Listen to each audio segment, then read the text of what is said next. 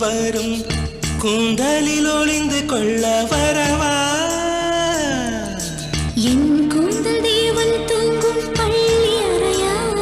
அறையா மலர் சூடும் வயதில் என்னை மறந்து போவதுதான் முறையா நினைக்காத நேரம் இல்லை காதல் ரதியே ரதியே உன் பேரை சொன்னால் போதும் என்று வழிவிடும் காதல் நதியே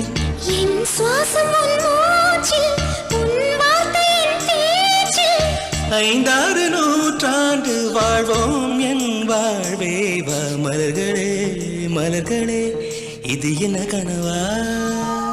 மலைகளே